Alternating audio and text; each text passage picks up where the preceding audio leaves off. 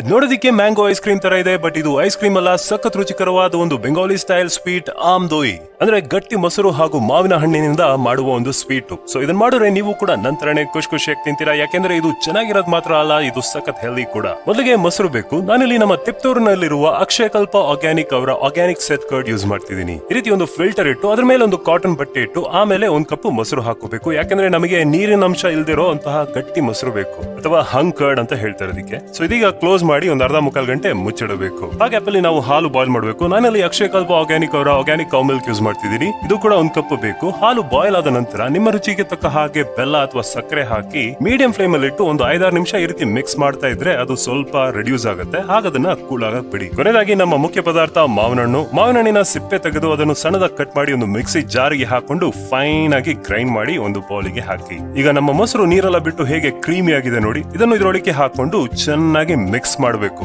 ಗಂಟೆಲದ ಹಾಗೆ ಮಿಕ್ಸ್ ಮಾಡಿದ್ರೆ ಈ ರೀತಿ ಕ್ರೀಮಿ ಆಗಿರುತ್ತೆ ನೋಡಿ. ಈಗ ಹಾಲು ಸ್ವಲ್ಪ ಕೂಲ್ ಡೌನ್ ಆಗಿರುತ್ತೆ, ಅಂದ್ರೆ ಲೈಟ್ ಆಗಿ ವಾರ್ಮ್ ಆಗಿರ್ಬೇಕು, ಉಗುರು ಬೆಚ್ಚಗಿರ್ಬೇಕು. ಅದನ್ನ ಈ ರೀತಿ ಚೂರೇ ಮಿಲಾಯಿಸ್ತಾ ಮಿಕ್ಸ್ ಮಾಡ್ತಾ ಹೋಗ್ಬೇಕು. ಈಗ ಇದು ಕೂಡ ನೋಡಿ ಕ್ರೀಮಿಯಾಗಿ ಬಂದಿದೆ. ಕೊನೆಯದಾಗಿ ಏನ್ ಮಾಡ್ಬೇಕಂತ ಹೇಳಿದ್ರೆ ಒಂದು ಮಣ್ಣಿನ ಮಟ್ಕೆ ಅಥವಾ ಗ್ಲಾಸ್ ಅಥವಾ ಈ ರೀತಿ ಒಂದು ಪಾತ್ರೆಯಲ್ಲಿ ಅದನ್ನ ಹಾಕಿ 6ರಿಂದ 8 ಗಂಟೆಗಳ ಕಾಲ ಮುಚ್ಚಿಡಬೇಕು. ಆಗ ಅದು ಸೆಟ್ ಆಗುತ್ತೆ, ಅದು ತಿನ್ನೋದಕ್ಕೆ ರೆಡಿ ಆಗಿರುತ್ತೆ. ಬಟ್ ಇನ್ನೂ ಮಜಾ ಬೇಕಂತ ಹೇಳಿದ್ರೆ ಅದನ್ನ ಫ್ರಿಡ್ಜ್ ಅಲ್ಲಿ ಒಂದು 6 to 8 hours ಇಟ್ಟು ಆಮೇಲೆ ತಂದು ನೋಡಿ, ಅದ್ಭುತವಾಗಿರುತ್ತೆ. ಸೊ ಮಿಸ್ ಮಾಡದೆ ಇದನ್ನೊಮ್ಮೆ ಟ್ರೈ ಮಾಡಿ, ಹೇಗಿತ್ತು ಅಂತ ಕಮೆಂಟ್ ಮಾಡಿ ತಿಳಿಸಿ. Thank you.